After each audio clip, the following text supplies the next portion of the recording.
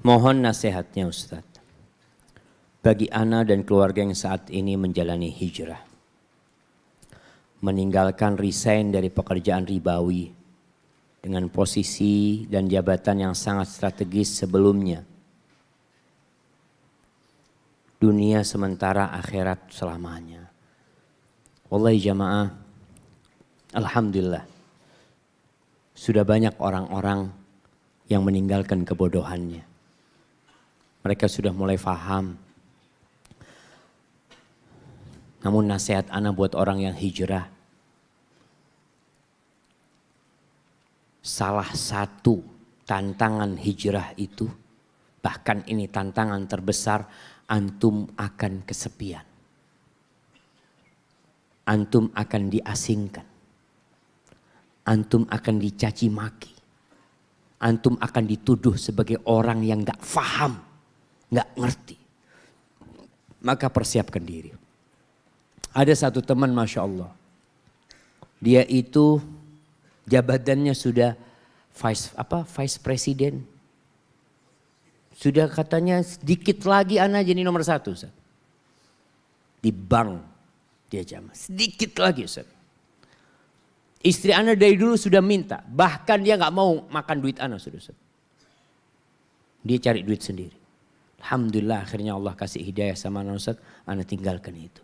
Tapi antum harus siap. Antum melihat para sahabat Nabi ketika hijrah. Sebagian orang hijrah gak mulai dari nol. Dia sudah punya rumah. Bahkan dia sudah punya aset yang banyak. Dia sudah punya usaha. Para sahabat Nabi radhiyallahu ta'ala anhum. Ketika hijrah dari kota Mekah ke Madinah. Apa yang mereka dapat dengan kota Madinah? Gak punya apa-apa. Tidur di masjid jamaah. Di masjid mereka tidur. Makan dari mana? Dari pemberian orang.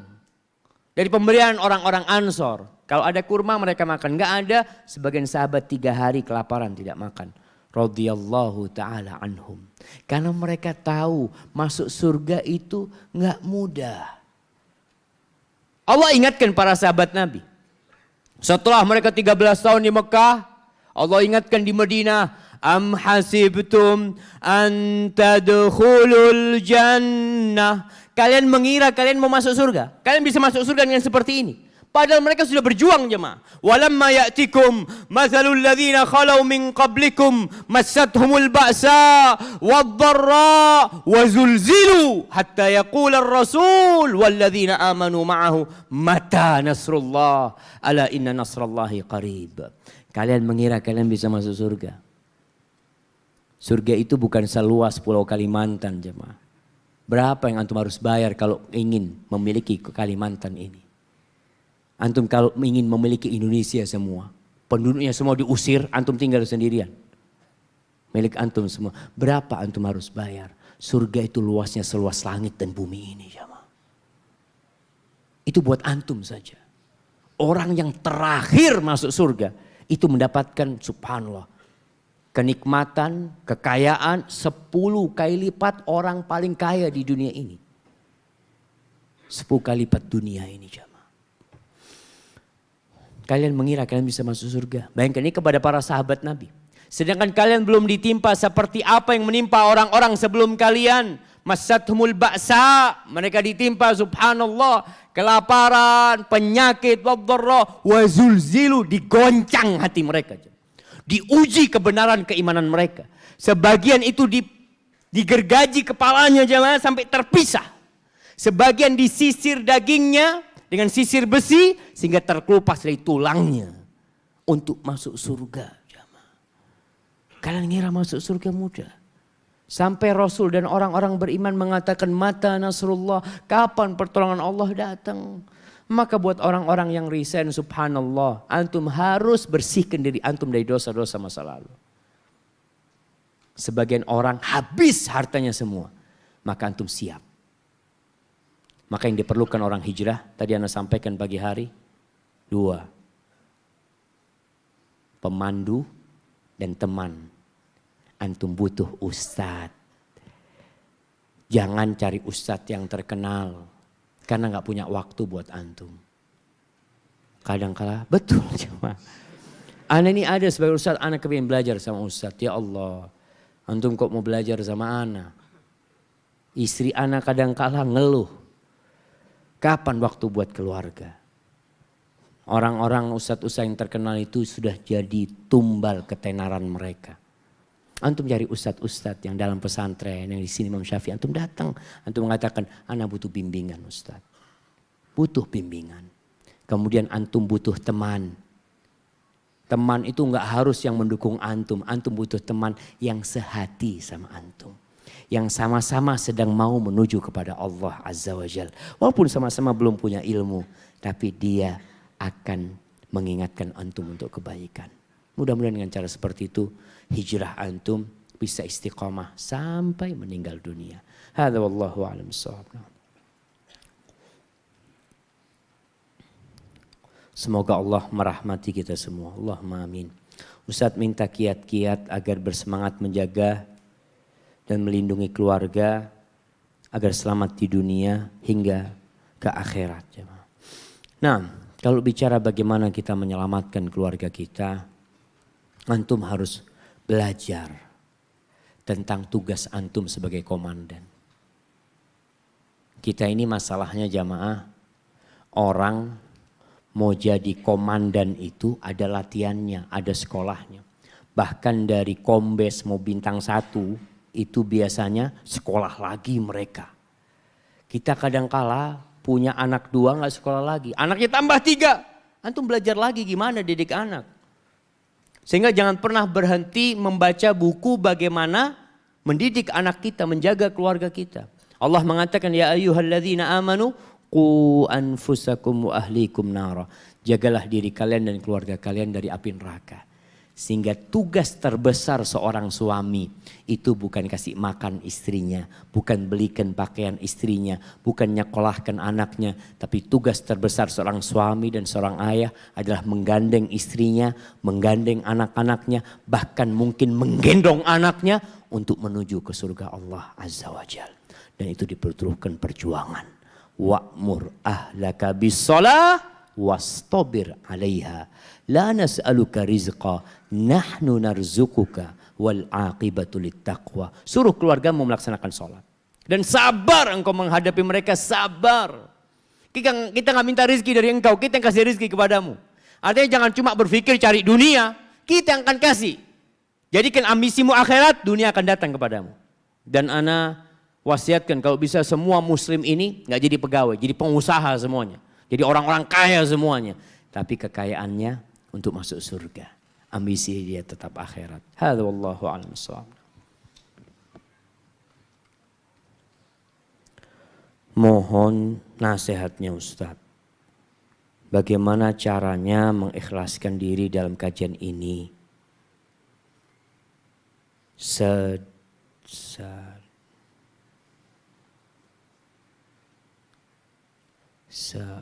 Aduh, anak bisa apa ini?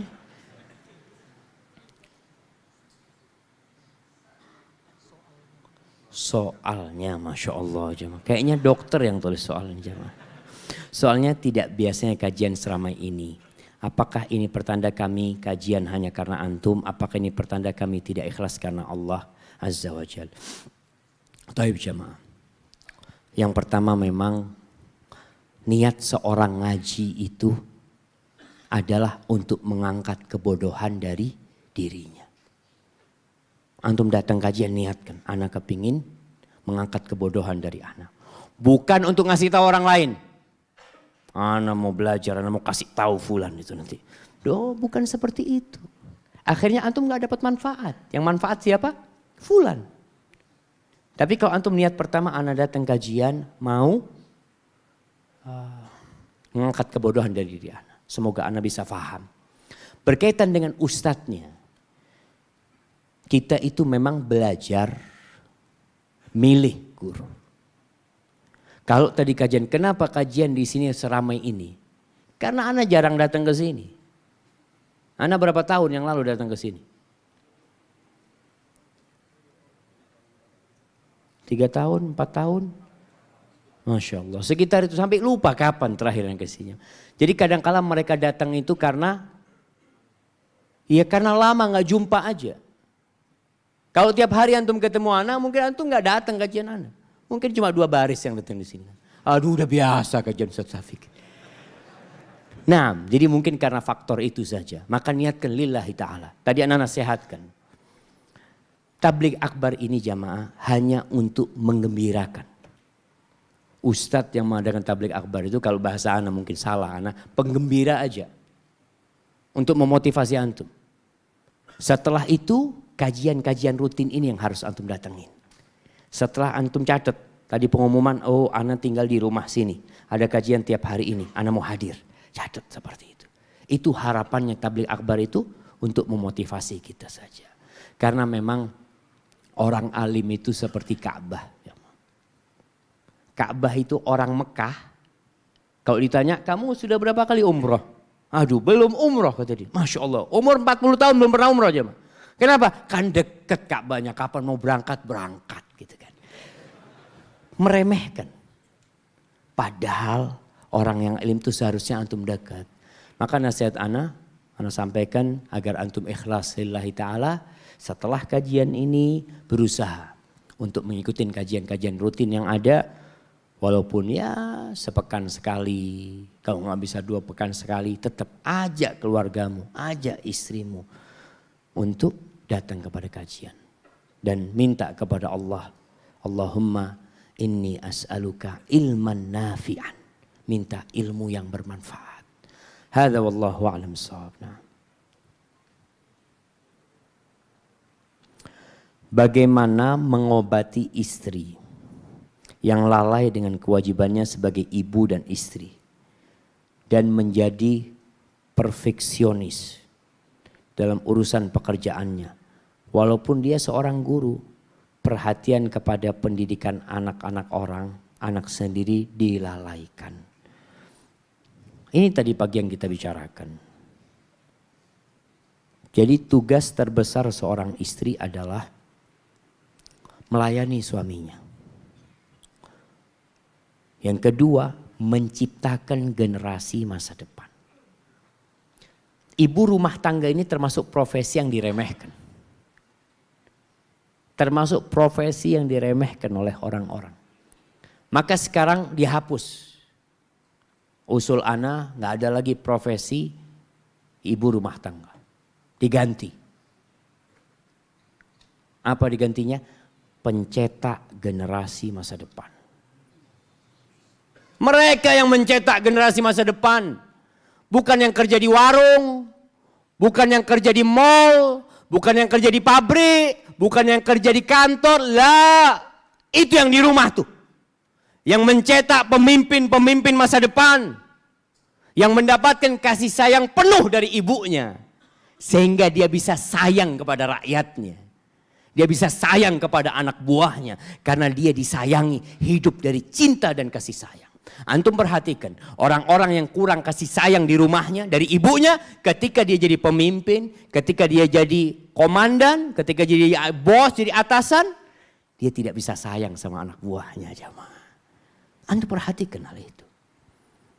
Maka sampaikan kepada istri, kalau kiranya memang engkau nggak bisa menggabungkan 2 profesimu sebagai guru dan sebagai pencetak generasi masa depan, maka mungkin kau tinggalkan profesimu.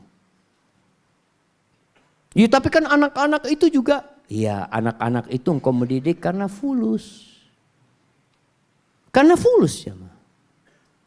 Tapi engkau mendidik anakmu karena apa? Insya Allah karena lillahi ta'ala. Apalagi kalau suaminya kasih fulus cuma sedikit sama dia. Dan antum juga sebagai seorang suami harus berusaha untuk memberikan kepada istri yang secukupnya lah. Wanita itu kenapa di luar dia suka bekerja? Karena dia dapat penghargaan. Tapi kadang-kala di rumah suami tidak pernah menghargai istrinya. Maka coba antum belajar menghargai istrimu. Dan besok kita akan bahas. Pagi hari insyaAllah. Barakallahu fikum. Jamaah, anak kok haus terus jamaah.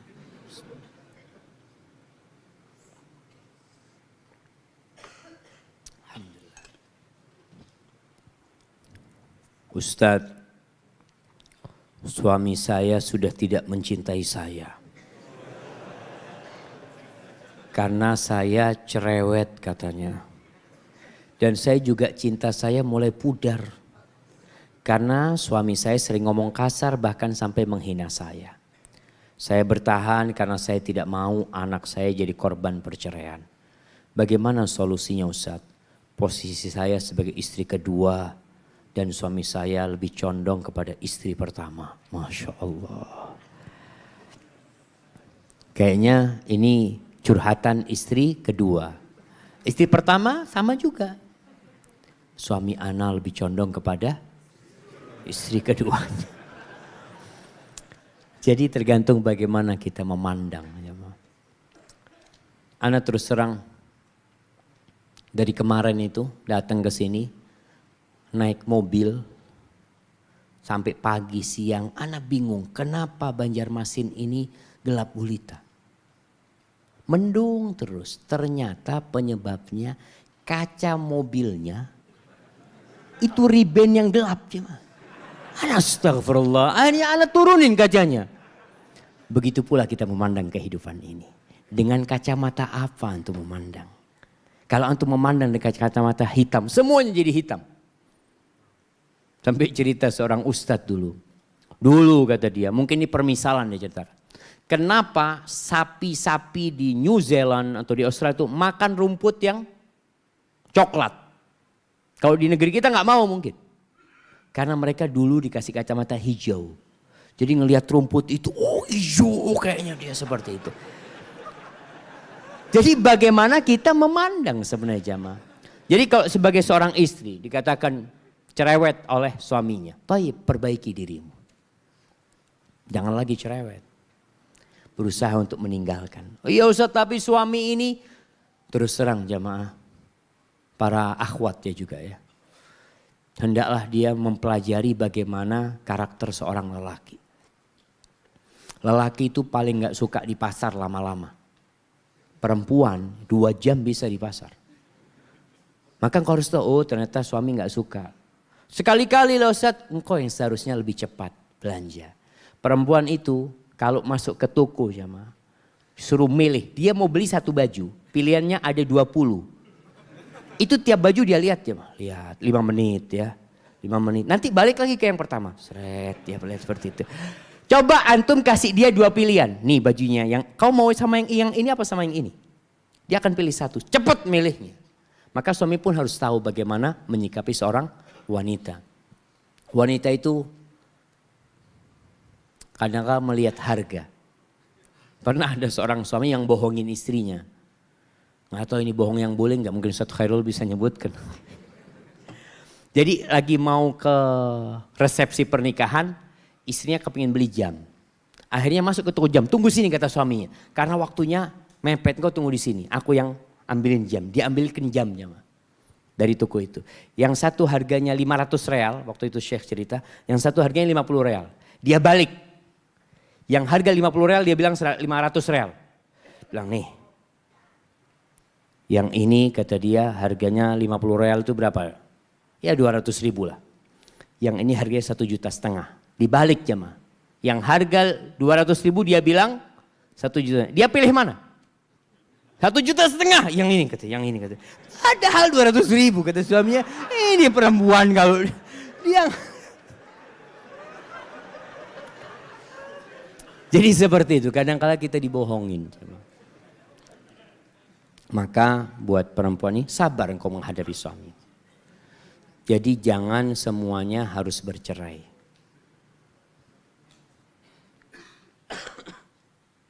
Tumbuhkan cinta. Rasul sallallahu alaihi wasallam tadi kita bahas bagaimana Sofia benci sama Nabi sallallahu alaihi wasallam, enggak suka. Tapi bagaimana Nabi bisa menumbuhkan cinta dan mengusir kebencian. Dan seorang wanita insya Allah bisa. Bisa. Terima suamimu apa adanya. Ketika engkau menjadi istri kedua dan engkau merasa dizalimi, Allah tidak pernah tidur. Engkau laksanakan kewajibanmu. Rasul sallallahu alaihi wasallam menyebutkan bahwa nanti akan ada pemimpin-pemimpin yang zalim. Pemimpin-pemimpin yang menuntut haknya kepada rakyatnya. Tapi dia tidak menunaikan kewajiban dia. Terus apa kata Nabi kepada para sahabatnya sallallahu ala nabiyina wasallam? Addul ladzi alaikum wasalullaha alladzi lakum. Kalian laksanakan kewajiban kalian dan kalian minta hak kalian sama siapa? Tuntut kepada pemimpin kalian? Bukan, minta sama Allah Azza wa Jalla. Allah akan kasih secara sempurna.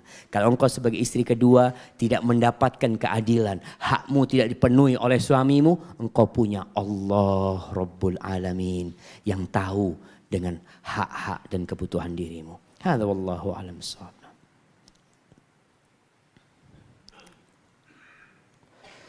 Bagaimana cara menghidupkan lentera keimanan kita dalam belajar Islam seperti kajian Islam kita ini ketika berada di rumah?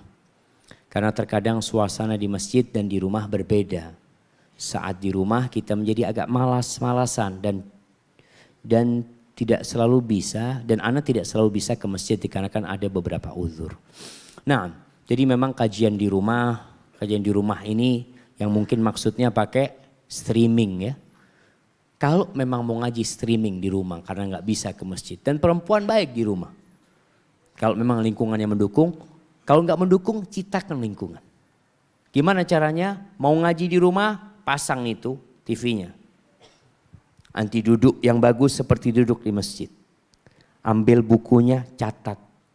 Dengarkan ustadznya, matikan HP-nya. Insya Allah bisa serius. Tapi kalau kajian di rumah sambil bawa bantal, 5 menit, 10 menit tidur sudah. Maka kita perlu menciptakan suasana yang mendukung itu jamaah. Hadza wallahu a'lam bissawab.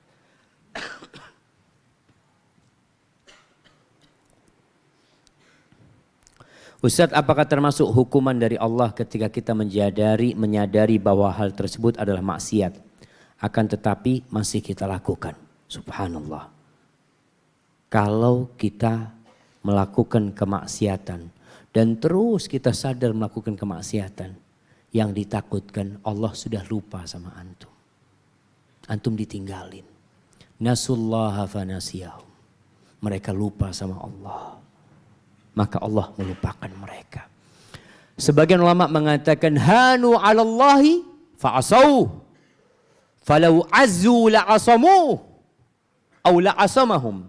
Kata sebagian ulama mengatakan orang-orang itu hina di hadapan Allah sehingga mereka bermaksiat kepada Allah. Kalau mereka orang yang mulia, Allah akan jaga dari perbuatan maksiat. Jadi ketika antum berbuat dosa dan antum gak bisa bertobat, maka itu termasuk hukuman, mungkin Allah sudah lupa sama antum. Maka segeralah. Ada orang yang diingatkan sama Allah dengan penyakit. Sehat gak pernah ke masjid. Masya Allah. Dia bisa main futsal 2 jam. Masya Allah. Bisa ke tempat futsal naik motor 1 jam. Atau 15 menit dia berangkat ke sana. Masjid 5 menit dari rumahnya. Kakinya gak bisa nyampe. Ya itu Ustaz, belum dapat hidayah Ustaz kakinya ini Ustaz. Ketika sakit, ya Allah kapan ke masjid Imam Syafi'i Allah. Ya. Alhamdulillah Allah mengingatkan antum. Makanya antum kalau dengar hadis Nabi Muhammad SAW. Idza ahabballahu abdan ibtalah. Kalau Allah cinta sama hambanya, Allah kasih bala tuh orang. Allah kasih penyakit. Masya Allah dagangannya gak laku. Kerjaannya gak sukses, di PHK. Bisa jadi itu bentuk cinta Allah kepada antum. Agar antum ingat sama Allah Azza wa Jalla. Barakallahu fikum.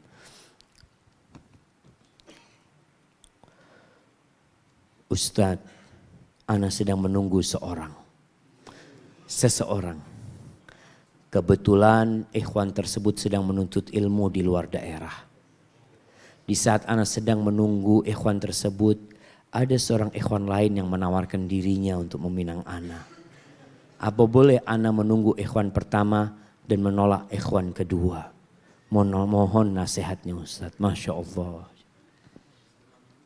Nah, yang pertama kalau antum bicara nunggu, anti bicara menunggu, anti sudah dipinang apa belum?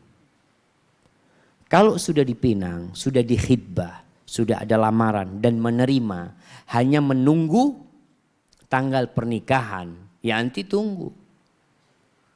Tapi kalau ternyata anti menunggu ikhwan tersebut hanya sekedar janji. Ada seorang ikhwan mengatakan, kalau ana akan menikah Pintu pertama yang anak ketuk rumahnya pintu rumah anti. Masya Allah. Ternyata di tempat rantauan udah kawin dia di sana. Gak tahu antum. Gitu loh. Nah, itu terjadi jemaah. Artinya kalau memang lelaki itu sudah mengikat anti, insya Allah ada harapan. Tapi kalau enggak, dia hanya mengatakan seperti tadi. Kalau anak hendak menikah. Dan sekarang alhamdulillah ada ikhwan yang agamanya baik. Akhlaknya mulia meminang anti terima bismillah. Karena yang itu belum tentu balik kepada anti. Kecuali sudah ada lamaran tadi. Wallahu a'lam. Gimana pendapat Ustadz? Seorang suami yang pekerjaannya bercampur baur dengan perempuan. Atau bisa dikatakan ikhtilat. Sedang istri tersebut kadang suka berpikiran macam-macam terhadap suaminya. Mohon penjelasannya dan saran dari Ustadz. Barakallahu fiik. Wallahi jamaah, kerjaan yang berbaur ini. Subhanallah, sekolah aja. Sekolah. Ana sering menyampaikan hal ini kepada teman-teman di kajian. Di Jakarta itu ada sekolah namanya Canisius. Sekolah punyanya Katolik yang berdiri sejak tahun 1930. Itu sekolah khusus lelaki. Khusus lelaki. Itu dari kalau SMP, SMA ya. Bukan pesantren, sekolah punya orang-orang Katolik. Pejabat-pejabat negara itu banyak lulusan sana. Kenapa? Mereka tahu laki perempuan ini kalau dikumpulin, ya sudah. Nggak akan serius sekolahnya. Akan bermain-main. Antum lihat anak-anak SMA kadang-kala. Tapi bekerja seperti itu pula. Laki perempuan dikumpulin akan banyak guraunya. Jarang serius, apalagi kalau perempuan tidak pakai jilbab kumpul sama dia. Dan ini cerita seorang teman. Cerita teman di Cikarang sana. Dia pernah tinggal di sebuah hotel 1 bulan. Karena ada masalah dia tinggal di hotel 1 bulan. Dia katakan, Ustaz, ana itu berulang kali lihat teman ana Ustaz di pabrik. Itu bawa temannya sepabrik ke hotel. Pulang kerja ke hotel. Pulang kerja ke hotel. Na'udzubillah. Enggak kebayang Ustaz. Itu terjadi. Itulah fitnah. Ma taraktu fitnatan asyadda 'ala rijal. Kayaknya harus berhenti aja. Tenang, bismillah. Pertanyaan masih ada? 3 lagi, taib. Ma taraktu fitnatan asyadda 'ala rijal minan nisa. Itu kata Nabi SAW. Tidaklah aku tinggalkan fitnah yang lebih berat buat kaum lelaki daripada wanita. Maka sekarang kalau suami kerja di tempat yang ikhtilat ya harus berusaha menundukkan pandangannya dan menghindari tempat-tempat ikhtilat tersebut. Dan nanti sebagai seorang istri, walaupun suaminya tidak kerja di tempat ikhtilat, istri tetap berusaha untuk menjamu suaminya dengan cara yang baik. Dengan pakaian yang indah, pakaian yang menarik dan menawan ya. Dengan harapan suaminya ya mendapatkan surganya di rumah. Karena terus terang ikhtilat ini kadang-kala tidak bisa dihindari.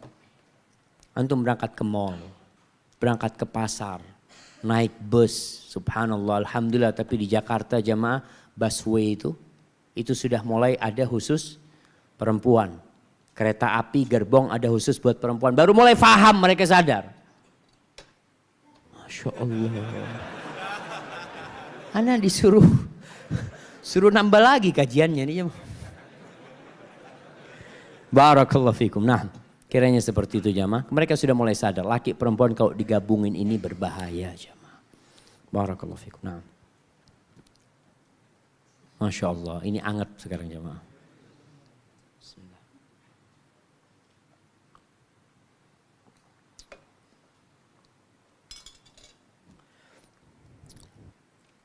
Ustaz, apakah orang-orang yang kita cintai akan dikumpulkan di akhirat?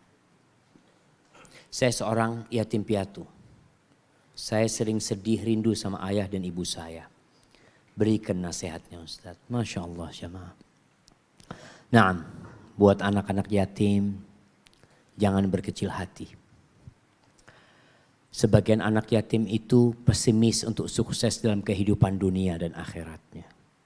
Padahal kalau antum tahu Nabi kita Muhammad sallallahu alaihi wasallam itu umur 6 tahun sudah yatim piatu.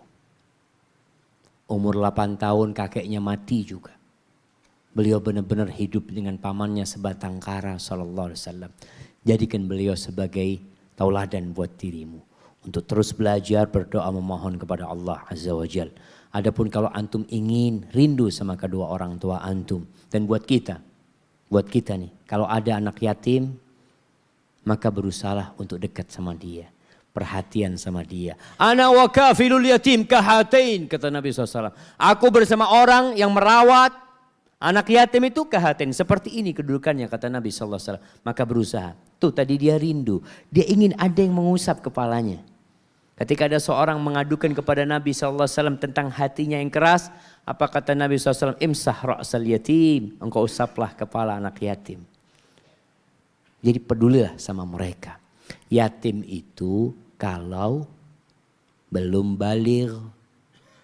Kalau sudah baligh nggak yatim lagi. Jadi kalau antum mengatakan anak sekarang 30 tahun Ustaz yatim piatu. Nggak ada yatim piatu 30 tahun.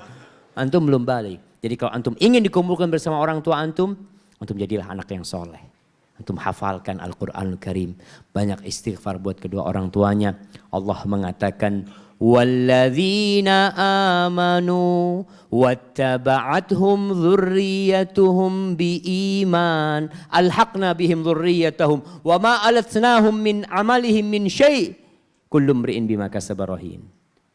Kata Allah, dan orang-orang yang beriman diikuti oleh anak keturunan yang beriman, kami akan kumpulkan mereka. Dikumpulin sama mereka jemaah. Antum dikumpulkan sama orang tua antum, orang tua dikumpulkan sama anak-anaknya insyaallah. Hadza wallahu a'lam bissawab. Barakallahu fikum Ustaz wa fika wa barak. Umur saya 18 tahun. Sekarang istri saya sedang menjalani diet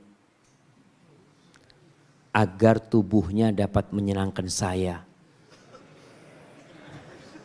Dan saking semangat dia diet, terkadang dia mengurangi porsi makanan saya.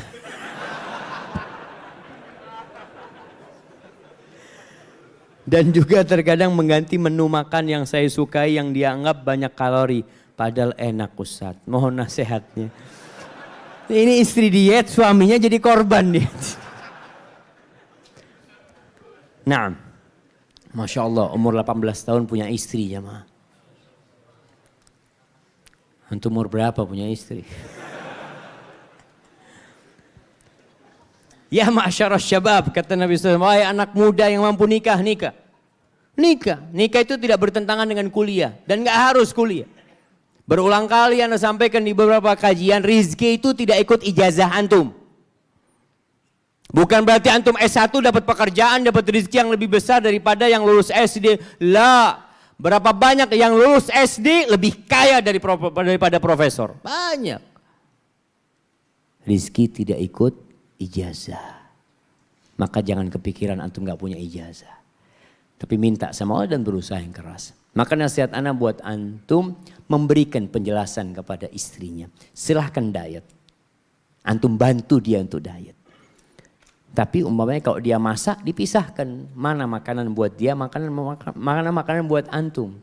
Cuma kadang-kala istri yang takutnya itu ngicipin jemaah. Ngicipin karena enak akhirnya dia makan punya suaminya. Allahu Akbar. Jadi antum hanya butuh penjelasan kepada istri. Dia yang diet dan memang seorang wanita jamaah. Seorang wanita harus peduli sama tubuhnya. Bahkan termasuk dari tujuan atau target pendidikan Islam itu adalah membentuk tubuh yang sehat. Lelaki dan wanita. Jangan dipikir, waduh kalau perempuan itu harus six pack. Kalau laki ya one pack lah, nggak apa-apa lah kan. Nggak seperti itu juga. Laki-laki hendaklah juga berusaha untuk menjaga tubuhnya. Istri pun menjaga tubuhnya. Dan banyak cara. Olahraga, berdoa, minta tiap hari pagi dan sore. Allahumma afini fi badani, Allahumma afini fi sam'i, Allahumma afini fi basari, la ilaha illa anta. Tinggal antum bagaimana memahamkan kepada istri. Jangan sampai hal ini menjadi penyebab keributan. Hanya butuh pemahaman dia. Dan dibantu istri. Bantu istri untuk diet dengan puasa Senin Kemis umpamanya. Ayo aku bantu engkau. Kau puasa Senin Kemis, aku puasa Senin Kemis juga. Dan bagi para wanita, jangan terlalu terobsesi untuk memiliki tubuh yang ideal. Cuma 3 bulan. Sebagian wanita Masya Allah turun beratnya 20 kilo Ustaz. Naik 40 kilo. Apa gunanya antum? Yang penting itu istiqomah lah. Istiqomah biasa-biasa saja, jangan terlalu berlebihan. Hadza wallahu a'lam bishawab. Itu yang bisa kita kaji pada kesempatan kali ini. Apabila benar itu dari Allah Azza wa Jal. Kalau ada yang salah dan kurang berkenan itu dari anda pribadi, Allah dan Rasul yang terbebaskan dari kesalahan itu. Wassallallahu ala nabiyina Muhammad wa ala alihi wasallam. Jamaah yang tadi sholat di luar, sekarang sholat di luar lagi. Tapi nggak harus lah. Jadi teman-teman mungkin yang akhirnya nggak dapat soft di dalam ini.